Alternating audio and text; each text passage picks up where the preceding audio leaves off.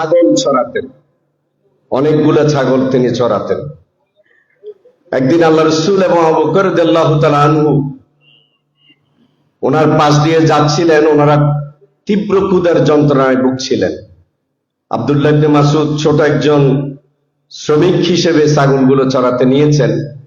একটি দুধের ছাগল থেকে একটু দুধ খাওয়ার জন্য আল্লাহ রাসূলের পক্ষ থেকে আগ্রহ প্রকাশ করা হলো। তিনি বললেন যে আমি তো এটি আপনাকে দিতে পারি না, এটাই আমার মালিকের অনুমোদন ছাড়া তো আমি আপনাকে এই ছাগলের দুধ খেতে দিতে পারি না। একটি দুধের ছাগল ছাড়া একটি একদম শুকনো ছাগল চাইলেন, বলে যে হ্যাঁ এটা নিতে পারেন, যে এটা তো কোনো দুধ নাই, কিছু নাই, এটা আপনি মালিকের অনুমতি ছাড়াও নিতে পারেন। আর ওদিকে যাচ্ছি না। এটি দ্বারা প্রমাণিত হয় একজন শ্রমিক যেই দায়িত্ব পালন করবেন ছোট বড়, তিনি অত্যন্ত আমানতদারিতার সাথে তিনি তার দায়িত্বটা পালন করবেন। এটি হলো ইসলামী শ্রমনীতির সবচেয়ে গুরুত্বপূর্ণ মূলনীতি। আমরা হযরত ওমর রাদিয়াল্লাহু তাআলা আনহু তার ওট চালককে নিয়ে যখন রোম সাম্রাজ্যে বৈঠকে যাচ্ছিলেন, সেখানে অর্ধেক পথ যিনি ওট চালাবেন, কিছুক্ষণ পর পর তিনি নামে ওটের উপর দড়ি ধরছেন, আবার তাকে নামিয়ে দিচ্ছেন। এই যে মানবিক একটি শ্রমনীতি, এটি হলো ইসলামী শ্রমনীতি।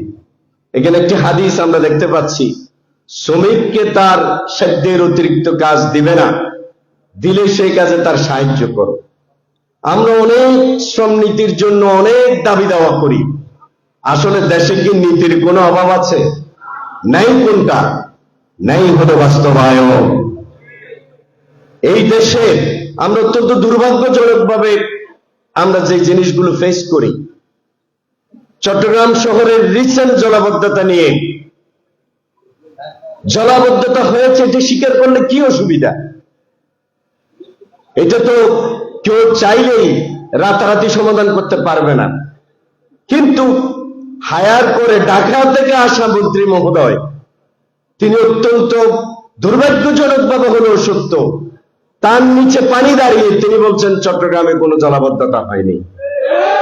কতক্ষণ বলে জলজট, কতক্ষণ এটি সেটি।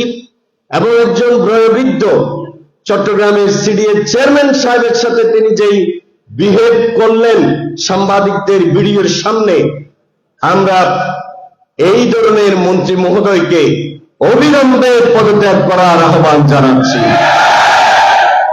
আপনি চট্টগ্রাম নিয়ে আমাদেরকে উপহাস করেছেন।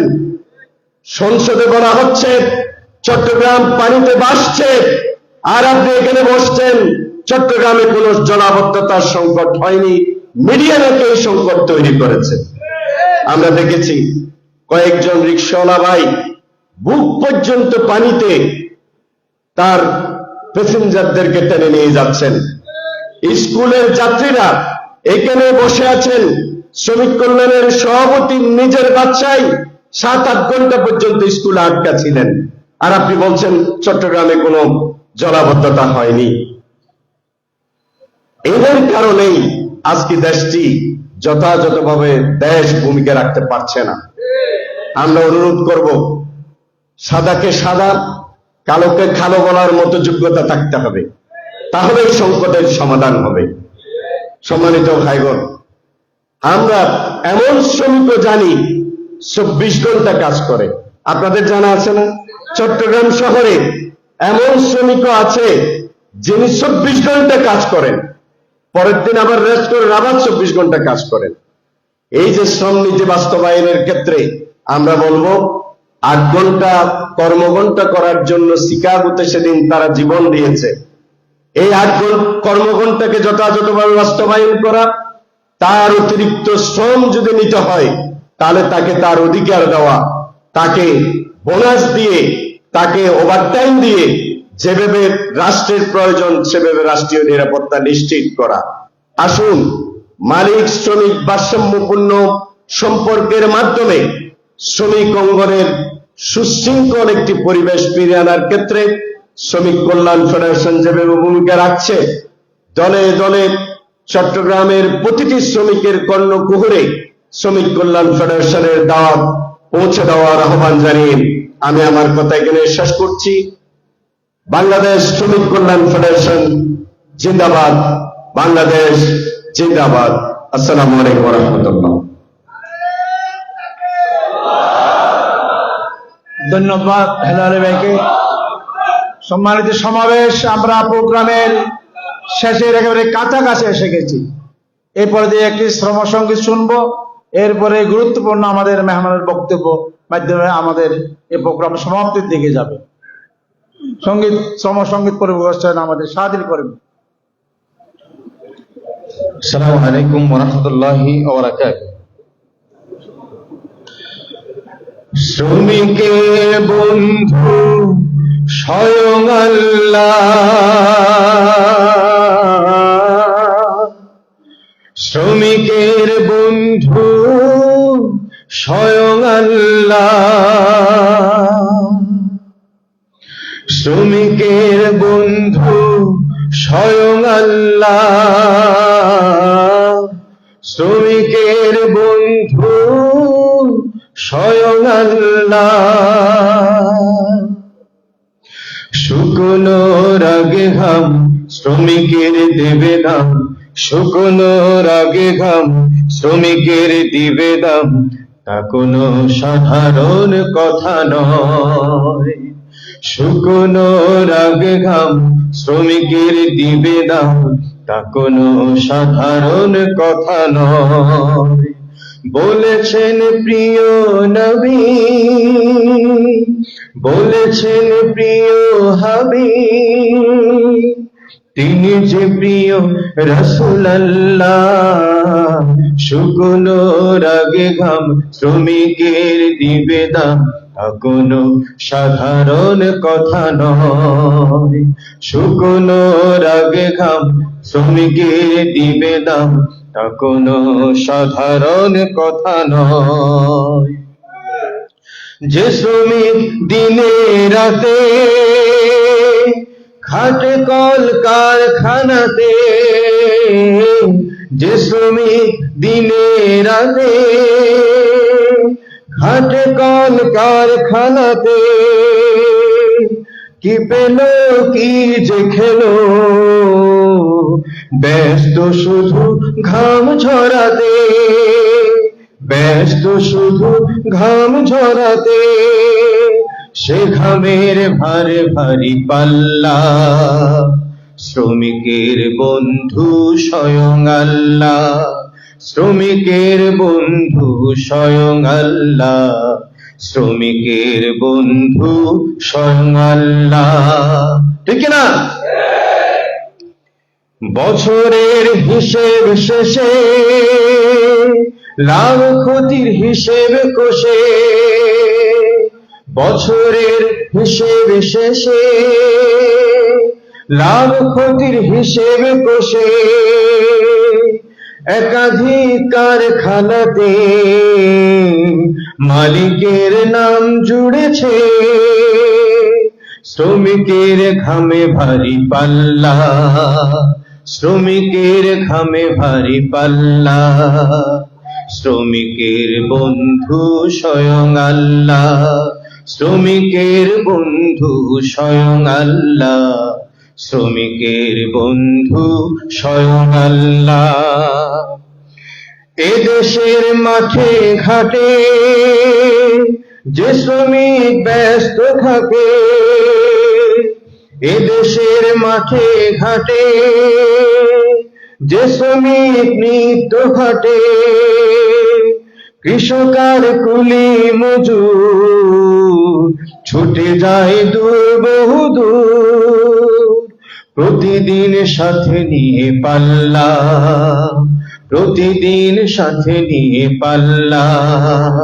শ্রমিকের বন্ধু স্বয়ং আল্লাহ, শ্রমিকের বন্ধু স্বয়ং আল্লাহ। শুকনো রাগে ঘাম তা যেন সাধারণ কথা নয়, শুকনো রাগে ঘাম দিবে ভাই শ্রমের দাম, তা কোনো সাধারণ কথা নয়।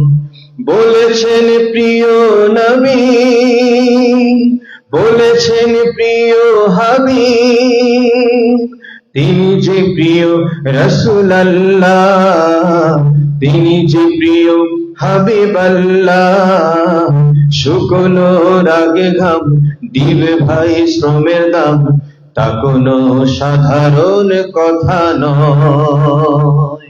ধন্যবাদ সবাইকে। আসসালামু আলাইকুম ওয়া রাহমাতুল্লাহ।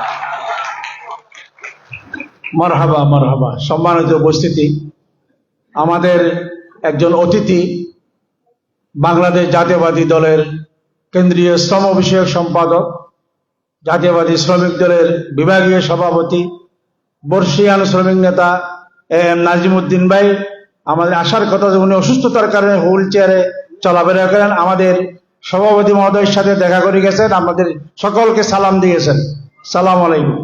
ওনার সম্মানিত উপস্থিতি, এই পর্যায়ে বিশেষ অতিথির বক্তব্য রাখবেন বাংলাদেশ জামাত ইসলামের মনোনীত বারবার নির্বাচিত জাতীয় সংসদ সদস্য, সাতকানিয়া লোহাগড়া থেকে বারবার নির্বাচিত মজলুম জননেতা, বর্ষিয়ান জননেতা, সকল মানুষের শ্রমিক কর্মচারীদের প্রিয় বন্ধু জনাব আলহাজ শাহজাহান চৌধুরী, জনাব আলহাজ শাহজাহান চৌধুরী।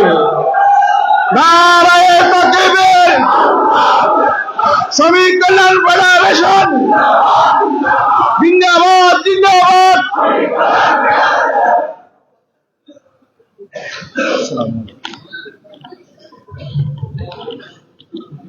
আসসালামু আলাইকুম ওয়া রাহমাতুল্লাহি ওয়া বারাকাতুহু। নাহমাদুহু ওয়া নুসাল্লি আলা রাসূলিহিল কারীম ওয়াসসালাতু ওয়াসসালামু আলা সাইয়্যিদিল আশরাফিল খাতামান নবিয়্যিন ওয়া আলা আলিহি ওয়া আসহাবিহি ওয়া বারিক ওয়া সাল্লিম তাসলিমা।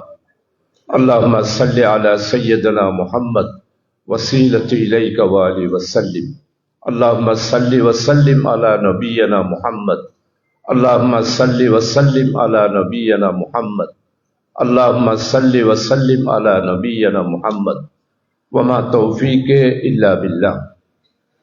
সম্মানিত, আজকে আমাদের বাংলাদেশের তথা উপমহাদেশের সবচেয়ে আমাদের প্রিয় শ্রমিক ভাইদের প্রিয় সংগঠন, বাংলাদেশের শ্রমজীবী মানুষের রাস্তার ঠিকানা, ঐতিহাসিক একটি সংগঠন বাংলাদেশ শ্রমিক কল্যাণ ফেডারেশন চট্টগ্রাম মহানগরীর আজকে মে দিবস উপলক্ষে আয়োজিত র্যালি উত্তর এই সমাবেশের সম্মানিত সভাপতি, প্রিয় ভাই শ্রমিক নেতা, চট্টগ্রাম মহানগরীর সভাপতি, কেন্দ্রীয় অ্যাসিস্ট্যান্ট সেক্রেটারি জনাব প্রিয় ভাই এস এম লুৎফর রহমান, সম্মানিত আজকের প্রধান অতিথি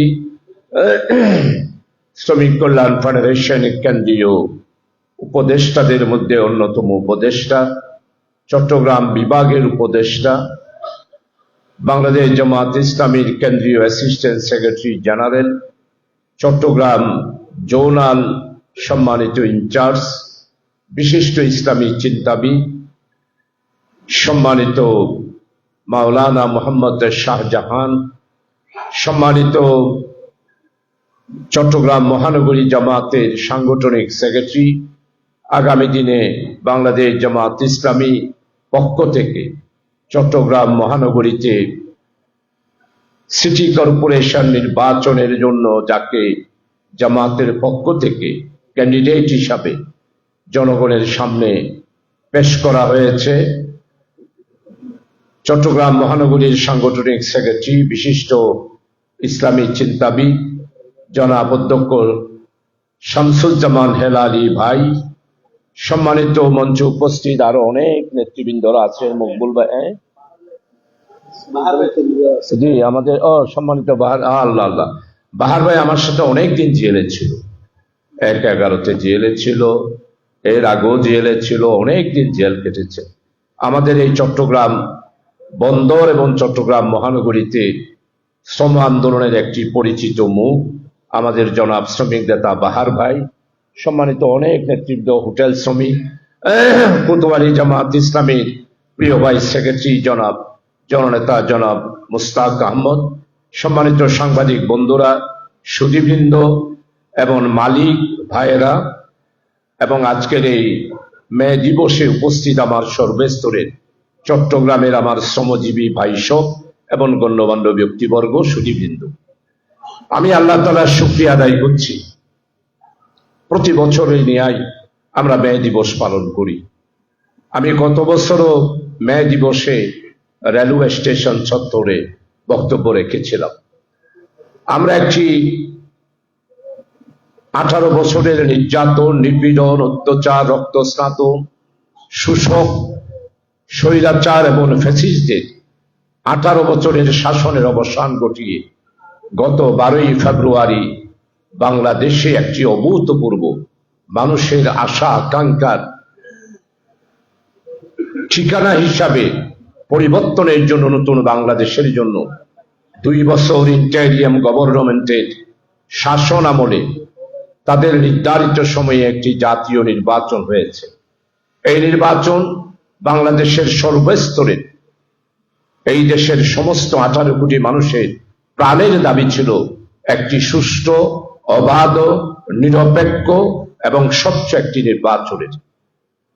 2 বছর ইন্টারিয়াম গভর্নমেন্ট বাংলাদেশের আগামী দিনের জন্য, বাংলাদেশের ভবিষ্যতের জন্য ডক্টর ইউনূস সাহেবের নেতৃত্বে 2টা বছর অন্তর্বর্তীকালীন সরকার দেশটাকে পরিচালনা করেছে।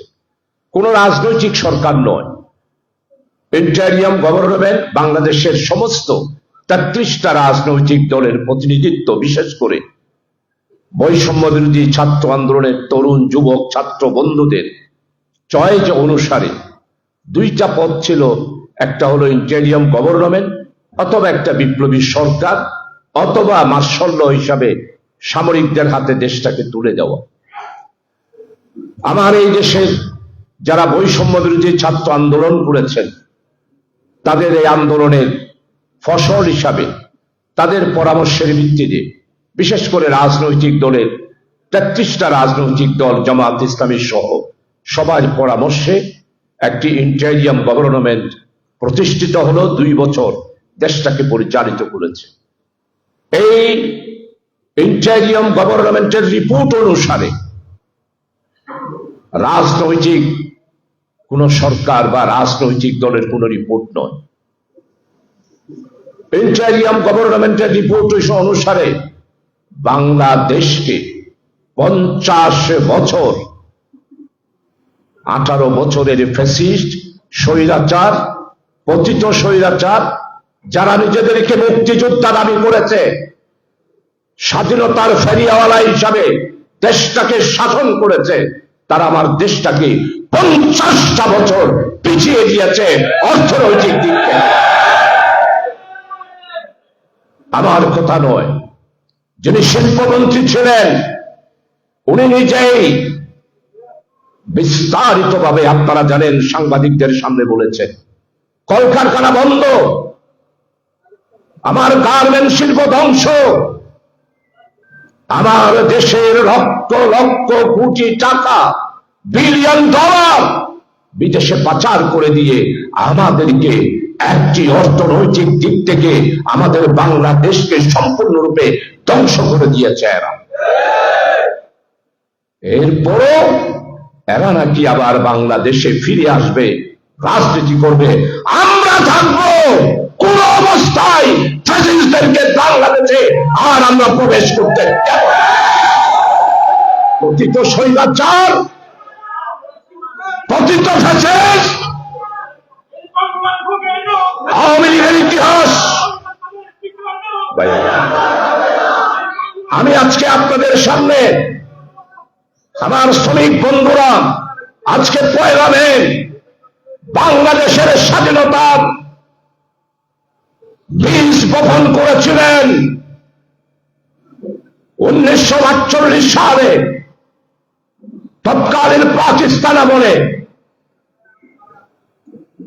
ঢাকা বিশ্ববিদ্যালয়ে আমাদের বাসা নিয়ে যখন ষড়যন্ত্র হচ্ছিল, সেই দিন পাকিস্তানের গভর্নর লিয়াকত আলী খানের সামনে ঢাকা বিশ্ববিদ্যালয়ে ছাত্ররা যখন রাষ্ট্রভাষা নিয়ে তৎকালীন তামাদ্দুনে মজলিস ভাষা আন্দোলনের জন্য প্রস্তুত নিচ্ছিল, সেই দিন একটি তরুণ ঢাকা বিশ্ববিদ্যালয়ের সমাবর্তন অনুষ্ঠানে একটি তরুণ লিয়াকত আলী খানের সামনে গর্জে উঠে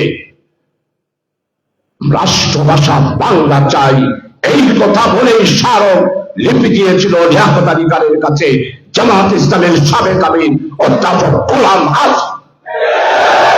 সেই দিন যদি রাষ্ট্রভাষার এই আন্দোলনের সূচনা না হতো, তাহলে বাংলাদেশের স্বাধীনতার আন্দোলন হতো না। তাই আমি স্পষ্ট বলতে চাই, বাংলাদেশের স্বাধীনতার বীজ বপন করেছিল বাংলা তৎকালীন জামাত ইসলামী, এবং সেই দিন যদি রাষ্ট্রভাষার আন্দোলনের স্মারকলিপির সূচনা না হতো, তাহলে বাংলাদেশের স্বাধিকার এবং স্বাধীনতার আন্দোলন হতো না। তাই জামাত ইসলামী এই বাংলাদেশের স্বাধীনতার স্বপ্নদ্রষ্টা, বাংলাদেশের স্বাধীনতার বীজ বপন করেছিল। যদি রাষ্ট্রভাষার আন্দোলন যদি সেদিন না হতো, তাহলে 52-এর ভাষা আন্দোলন হতো না, 54-এর যুক্তফ্রন্টের নির্বাচন হতো না, 65-এর শিক্ষা আন্দোলন হতো না, 74 সালের স্বাধিকার আন্দোলন হতো না, 70-এর নির্বাচন হতো না, 71 সালের মুক্তিযুদ্ধ হতো না। তাই রাষ্ট্রভাষার সেই আন্দোলনের প্রতিষ্ঠার লক্ষ্যে যিনি গর্জে উঠেছিলেন, যেই সংগঠন দাবি দিয়েছিল, সেটা হলো বাংলাদেশ জামাত ইসলামী। তাই আপনারা কোন মুখে বলেন আমরা স্বাধীনতা বিরোধী? আমরা যদি রাষ্ট্রভাষার জন্য আমার বাংলার তৎকালীন পাকিস্তান বলে আমরা যদি এই স্লোগান না দিতাম, রাষ্ট্রভাষা বাংলা চাই, সেই স্লোগান না দিতাম, তাহলে আজকে লাল সবুজের পতাকাও আমরা পেতাম না। প্রিয় ভাই সব, আজকে মহান মে দিবস। আমাদের শ্রমিক ভাইদেরকে বাদ দিয়ে বাংলাদেশের ইতিহাস চিন্তা করা যায় না। ছাত্র শ্রমিক জনতারা মিলেই স্বাধীনতার আন্দোলন করেছে। আমার তামাল শ্রমিকরা 9 মাস সশস্ত্র যুদ্ধ করে সেই পশ্চিমা শাসক গোষ্ঠীর সশস্ত্র যুদ্ধের মাধ্যমে আমরা 16 ডিসেম্বর বিজয় লাভ করেছিলাম। প্রিয় ভাই সব, 54 বছরটা গেল, শ্রমিকদের অধিকার। বাহার ভাই, আপনি এখানে আছেন, আমি অসম্ভব করে লেখাপড়া করতেছি। আমরা শ্রমিকদেরকে কিভাবে আনবো, শিক্ষা ব্যবস্থার কিভাবে পরিবর্তন করব? শুধু 54 বছর রাজনীতি করলাম, বাংলাদেশের মানুষের ভাগ্যের পরিবর্তনের জন্য যদি কিছু দেখে যেতে না পারি, তাহলে তো কবরেও শান্তি পাবো না। 54 বছর আজকে ধীরে ধীরে করে একজন কর্মী থেকে আজকে একজন রাস্তার স্লোগান থেকে শুরু করে আজকে বাংলাদেশের মানুষের এই অবস্থায় 54টা বছর কাটালাম। এই পরে যদি ভাগ্যের পরিবর্তন দেখে যেতে না পারি, তাহলে আমাদের জীবনের সার্থকতাটা কোথায়? আমি আজকে পার্লামেন্টে প্রায় 10টার মতো বক্তব্য রাখলাম। আমি আজকে আপনাদের খেদমতে আরজ করতে চাই, আমার আরো প্রোগ্রাম আছে, সম্মানিত অতিথি বলবেন। আমরা বাংলাদেশে আজকে দায়িত্বহীন ভাষায় বলতে চাই, শহীদ রাষ্ট্রপতি জিয়াউর রহমান 17 নভেম্বরের বিপ্লবের পর বাংলাদেশে তলাবিহীন জুড়ি থেকে আপনারা বলেন আমরা আবার রাজনীতি করব। 1974-এর দুর্ভিক্ষ আমাদেরকে আপনারা দিয়েছেন,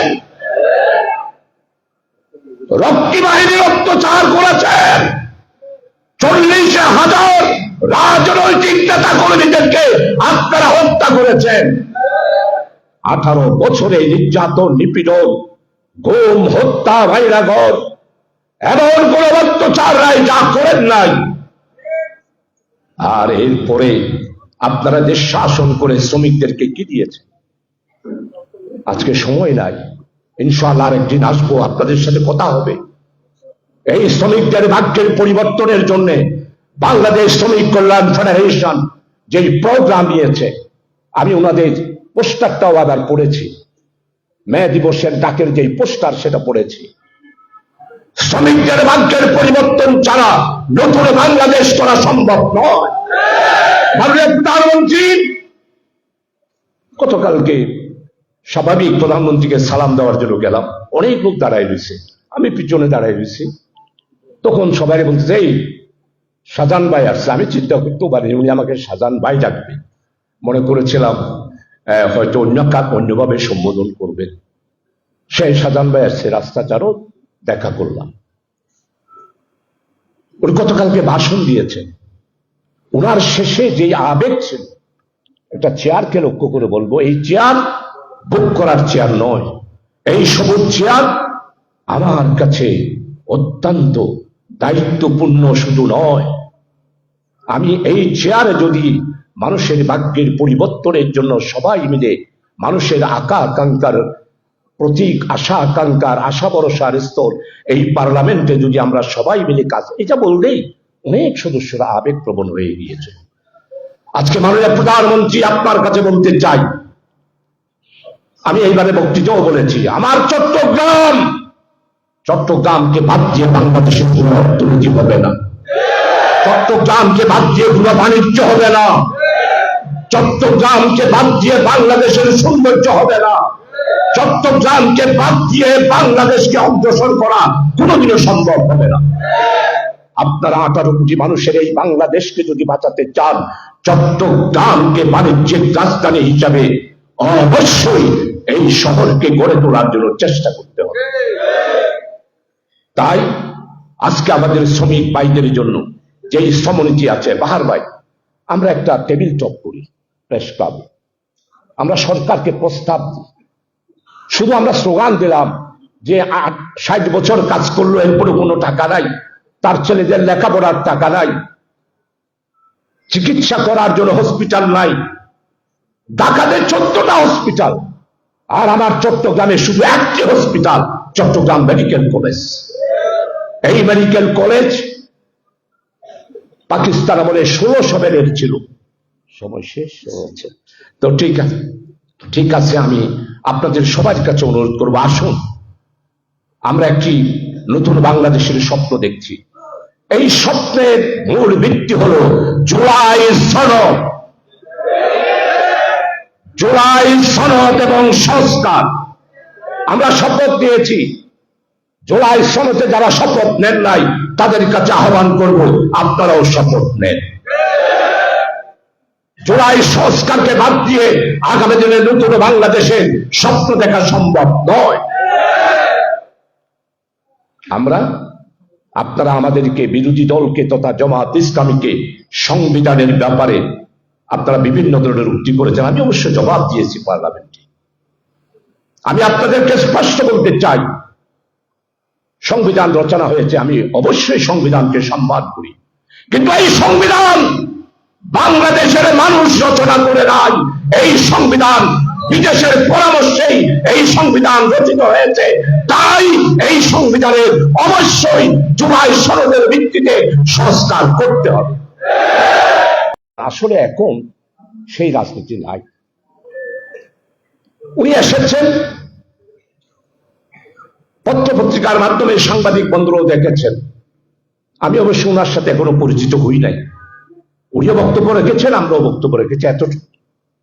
আগের যিনি ছিলেন জিয়াউদ্দিন জিয়া সাহেব, বাহার ভাই ছিলেন, উনি তো আমার বাড়িতেও গিয়েছেন।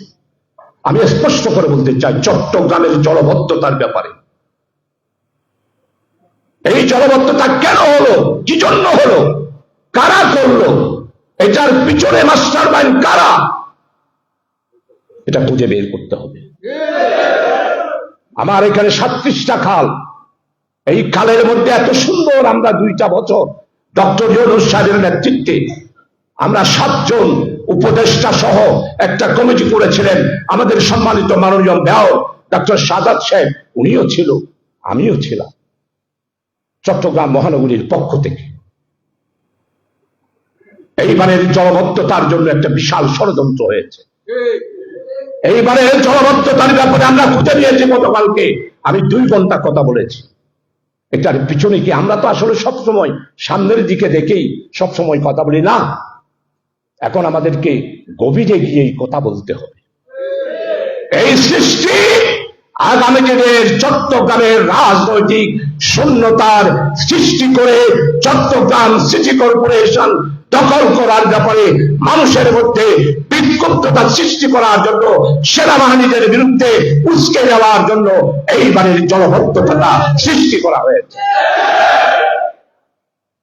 প্রিয় ভাই সভা, শুন, এইবারে আলহামদুলিল্লাহ আপনারা আপনাদের কাছে আমি নতুন, এইবারে নির্বাচিত হওয়ার পরে এই প্রথম 2 মাস পর চট্টগ্রাম মহানগরীর আপনাদের মতো এইরকম একটি সুন্দর পরিবেশে আপনাদের সামনে এসে কথা বলতে পারলাম।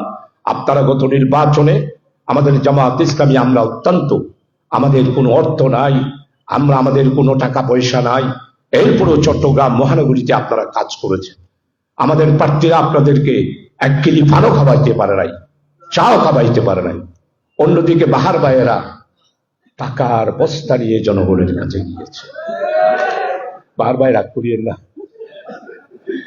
তো আমাদের কিছুই ছিল না, তারপরও আপনারা আমাদের চট্টগ্রাম 9-তে, চট্টগ্রাম 10-এ, চট্টগ্রাম 11-তে আপনারা যেইভাবে করে পরিশ্রম করে কষ্ট করে ঘরে ঘরে গিয়ে নির্বাচনের সময়, সোজা কথা, কোথায় ছিলাম 8%, আর এখন আমরা হয়েছি 46%।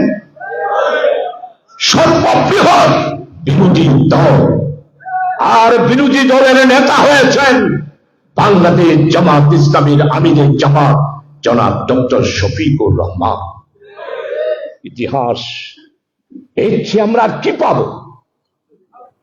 এর চেয়ে আমরা কি চাই?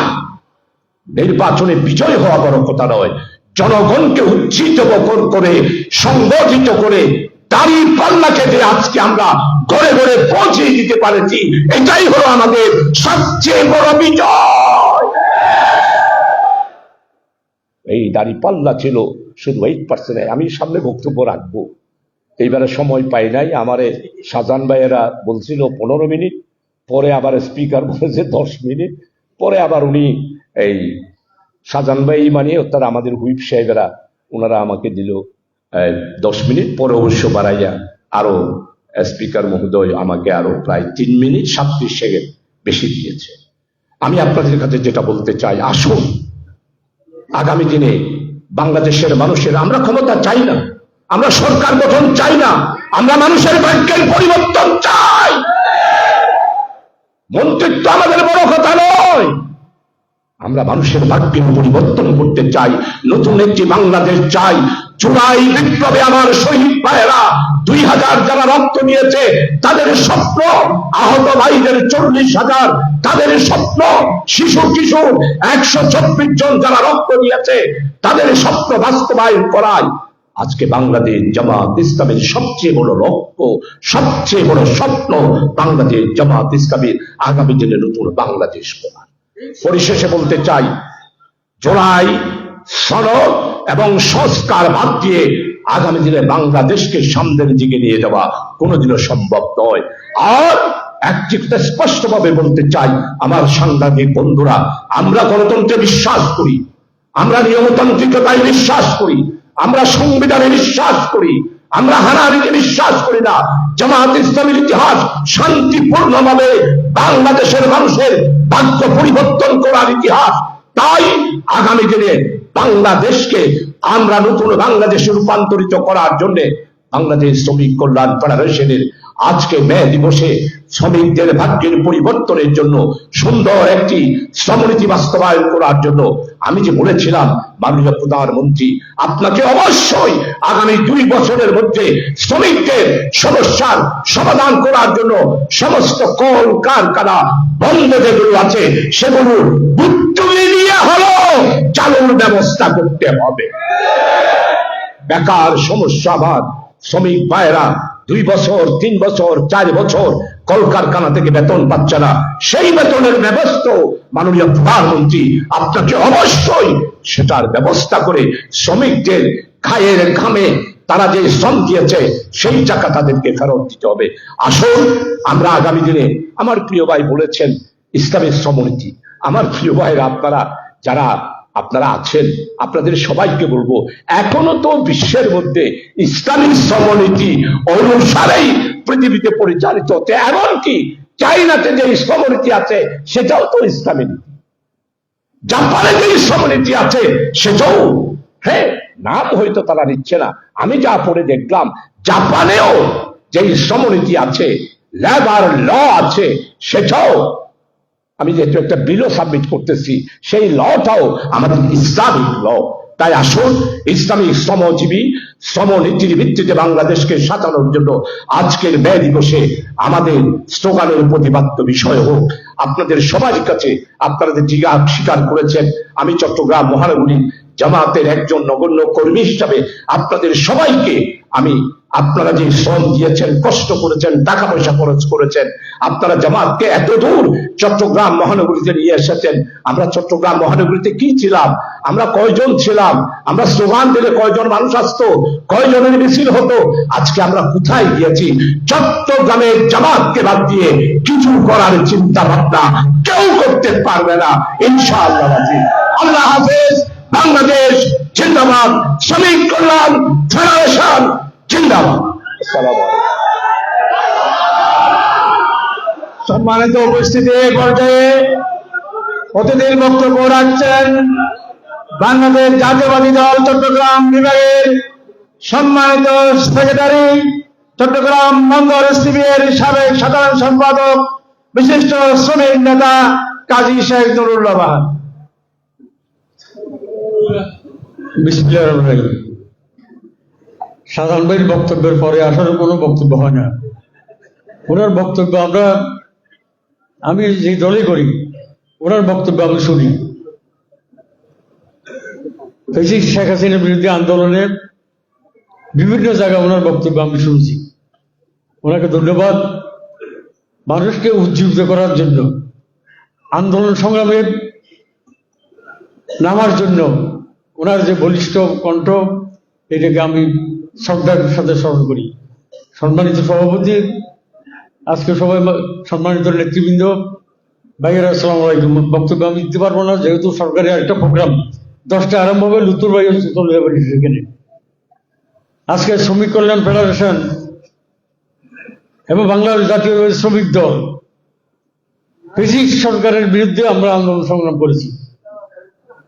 আগামীতেও বন্ধ কলকারখানা চালু, শ্রমিকদের অধিকার আদায়ের জন্য আমরা ঐক্যবদ্ধভাবে আন্দোলন করতে চাই। শ্রমিকদের আন্দোলন ছাড়া কোনো দাবি আসবে না। আন্দোলন সংগ্রাম হচ্ছে শ্রমিকদের একমাত্র রাস্তা। মাননীয় প্রধানমন্ত্রীর কাছে আমরা বলেছি বন্ধ কলকারখানা সব চালু করতে হবে। সাধারণ ভাইও একটু আগে বলে গেছেন, ভর্তুকি দিয়ে হলেও চালু করতে হবে। বেশি শেখ হাসিনা সব কিছু ধ্বংস করে গেছে এবং মিল কারখানার জায়গা জমি পর্যন্ত লিজ দিয়ে চলে গেছেন। এগুলো থেকে উদ্ধার করে নিয়ে আসতে হয়তো একটু সময় লাগবে। আমরা চাই শ্রমিকদের জন্য কর্মসংস্থান এবং অধিকার আদায়ের জন্য আমরা ঐক্যবদ্ধভাবে কাজ করব। সরকারি দল, বিরোধী দল একাত্রে কাজ করব।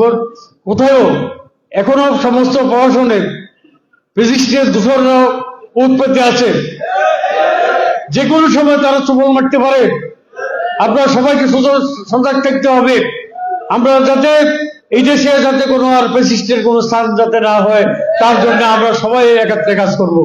এই কথা বলে আজকে যে আমাদেরকে দাওয়াত দিয়েছেন, আমাদের সভাপতি নাজিম ভাই আসছিল, উনিও চলে গেছেন, আমিও যাচ্ছি এবং উত্তর ভাই সহ আমরা আরেকটা সরকারি প্রোগ্রামে থাকবো। আপনাদের সবাইকে আগামী দিনে আন্দোলন সংগ্রামে এবং দেশ গড়ার সংগ্রামে আমাদের সাথে থাকবেন এবং ইসলামী শ্রমিক কল্যাণ ফেডারেশনের সাথে থাকবেন, এই কথা বলে আমি বক্তব্য শেষ করছি। আল্লাহ হাফেজ। বাংলাদেশ জিন্দাবাদ। শ্রমিক কল্যাণ ফেডারেশন জিন্দাবাদ। আসসালামু আলাইকুম। আজকের এই সমাবেশের পক্ষ থেকে নুরুল্লাহ বাহারকে আমরা আন্তরিক মোবারকবাদ জানাচ্ছি। সম্মানিত উপস্থিতি, আমাদের আজকের এই সমাবেশ শেষ পর্যায়ে। সমাবেশের প্রধানমন্ত্রীর বক্তব্য, সভাপতির বক্তব্যের পরে আমাদের র্যালি হবে, বর্ণাঢ্য র্যালি। কেউ আপনারা চলে যাবেন না। এই পর্যায়ে এখন আপনাদের সামনে বক্তব্য রাখবেন আজকের এই শ্রমিক দিবসের আলোচনা সভার সম্মানিত প্রধান অতিথি, বাংলাদেশ জামাত ইসলামীর কেন্দ্রীয় সহকারী সেক্রেটারি জেনারেল শহীদি কাফেলা ইসলামী ছাত্র শিবিরের সাবেক কেন্দ্রীয় সভাপতি, বাংলাদেশ জামাত ইসলামীর চট্টগ্রাম অঞ্চল পরিচালক, আমাদের প্রধান উপদেষ্টা জনাব মাওলানা মোহাম্মদ শাহজাহান, জনাব মাওলানা মোহাম্মদ শাহজাহান।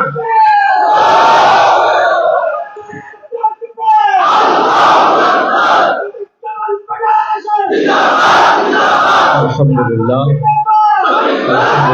রাব্বিল আলামিন, সালাতু ওয়াসসালামু আলা সাইয়্যিদিল মুরসালিন ওয়া আলা আলিহি ওয়া সাহবিহি আজমাইন। বাংলাদেশ শ্রমিক কল্যাণ ফেডারেশন চট্টগ্রাম মহানগরী কর্তৃক আয়োজিত আন্তর্জাতিক শ্রম দিবস উপলক্ষে রেলি পূর্ব আজকের এই বর্ণাঢ্য আলোচনা সভার সংগ্রামী সভাপতি, শ্রমিক কল্যাণ ফেডারেশনের কেন্দ্রীয় অ্যাসিস্ট্যান্ট সেক্রেটারি, চট্টগ্রাম মহানগরীর সংগ্রামী সভাপতি, শ্রমিক নেতা ভাই এস এম লুৎফর রহমান, মঞ্চে উপবিষ্ট সম্মানিত নেতৃবৃন্দ, প্রিয় সাংবাদিক বন্ধুরা, আজকের এই বর্ণাঢ্য আলোচনা সভার প্রিয় উপস্থিতি, আসসালামু আলাইকুম ওয়া রাহমাতুল্লাহি ওয়া বারাকাতুহু। আজকে সঙ্গত কারণেই সরকারি প্রোগ্রাম থাকে। এই সরকারি প্রোগ্রামে শ্রমিক কল্যাণ ফেডারেশনের প্রতিনিধিত্ব অত্যন্ত গুরুত্বপূর্ণ। আমি অত্যন্ত সংক্ষেপে আপনাদের সামনে যেই কথা বলে শেষ করতে চাই, সম্মানিত ভাইরা, প্রিয় ভাইরা, একটি সভ্যতা সচল থাকতে পারে না শ্রমিকদের ভূমিকা ছাড়া। এই শ্রমিকরা শুধুমাত্র বাংলাদেশ নয়, দুনিয়ার উন্নত দেশগুলোতেও এই শ্রমিকদের যেই মর্যাদা আছে, শ্রমিকদের যেই মূল্যায়ন আছে, আমাদের এই প্রিয় বাংলাদেশে দেশের অর্থনীতির বিকাশে, শিল্পের বিকাশে শ্রমিকদের ঘাম এবং রক্ত সব থেকে বেশি পড়েছে। কিন্তু এই শ্রমিকদের যথার্থ মূল্যায়ন আমাদের এই বাংলাদেশে আমরা দেখতে পাই না। নতুন বাংলাদেশ গঠনের যেই সংগ্রাম, ফেসিবাদী দুঃশাসন থেকে বাংলাদেশকে মুক্ত করবার যেই সংগ্রাম, এই সংগ্রামে যারা জীবন দিয়েছেন তাদের অর্ধেক হচ্ছে শ্রমিক, আপনারা জানেন। এই শ্রমিক ছাত্র জনতা যেই নতুন বাংলাদেশ গঠন করে শ্রমজীবীদের জীবনমান উন্নয়ন করার মতো একটি সুশাসনের বাংলাদেশ আমরা স্বপ্ন দেখছিলাম, আবার সেই পিছিয়ে পড়া বাংলাদেশকে আবার পিছিয়ে দেওয়ার জন্য বর্তমান সরকার ষড়যন্ত্র করছে। আমাদের বক্তারা বলেছেন, বাণিজ্যিক রাজধানী চট্টগ্রাম নিয়ে একজন প্রতিমন্ত্রী যে উপহাস করে গেলেন, এর বিরুদ্ধে তো গোটা চট্টগ্রামকে ফুঁসে ওঠা দরকার। যেই চট্টগ্রাম বাংলাদেশের জাতীয় অর্থনীতিতে বিরাট অবদান রাখছে, সেই চট্টগ্রাম সম্পর্কে আমি জানি না ওই প্রতিমন্ত্রীর কোনো ধারণা আছে কিনা। সম্মানিত ভাইরা, প্রিয় ভাইরা, শ্রমিক কল্যাণ ফেডারেশন বাংলাদেশে আজকে শ্রমিক ময়দানে একটি জনপ্রিয় সংগঠন। এই সংগঠন যেই আন্দোলন সংগ্রামে ভূমিকা পালন করে আসছে। বিশেষ করে এই চট্টগ্রাম মহানগরীতে সামনের দিনগুলোতেও আমাদেরকে সেই আন্দোলন সংগ্রামে বলিষ্ঠ ভূমিকা পালন করে প্রমাণ করতে হবে আমরা ইসলামী শ্রমনীতি বাস্তবায়ন করার মাধ্যমে আমাদের যাবতীয় অধিকার আমরা আদায় করব ইনশাআল্লাহ। সম্মানিত ভাইরা, প্রিয় ভাইরা, আমাদের সংগ্রাম শেষ হয়নি, আমাদের লড়াই শেষ হয়নি। যেই জাতীয় জুলাই সনদ তৈরি হয়েছিল, এই জুলাই সনদের সাথে বর্তমান সরকার যেই ব্যবহার করছে, গণভোটকে উপেক্ষা করে শ্রমিকদের পক্ষে, সুশাসনের পক্ষে বাংলাদেশকে নতুন করে বিনির্মাণের জন্য যেই অধ্যাদেশগুলো ছিল, এই সকল অধ্যাদেশ তারা ল্যাপস করে দিয়েছে। প্রায় 70% মানুষ শত ষড়যন্ত্রের মাঝেও গণভোটে হায়ের পক্ষে রায় দিয়েছে, ঠিক কিনা বলেন? এই 70% মানুষের এই রায়কে যারা আজকে অস্বীকার করতে চায়, আমরা শ্রমিকদের এই সমাবেশ থেকে, বীর চট্টলার এই জমিন থেকে আমরা স্পষ্ট ঘোষণা করতে চাই, গণভোটের রায়কে মেনে নিতে হবে। জুলাই সনদের আলোকে বাংলাদেশ গঠনের জন্য সংবিধান সংস্কার করতে হবে। এছাড়া দ্বিতীয় কোনো চিন্তা করলে আরেকটি জুলাই বিপ্লব এই বাংলাদেশে সংগঠিত হবে ইনশাআল্লাহ। আমরা শ্রমিক জনতাকে সেইভাবে সংগ্রামের জন্য, নিজেদের দাবি আদায়ের জন্য সামনের দিনগুলোতে প্রস্তুত থাকার উদাত্ত আহ্বান জানিয়ে সকলকে এই শ্রমিক দিবসে বিপ্লবী শুভেচ্ছা জানিয়ে আমি এখানে কথা শেষ করছি। ওয়া আখিরু দাওয়ানা আলহামদুলিল্লাহ।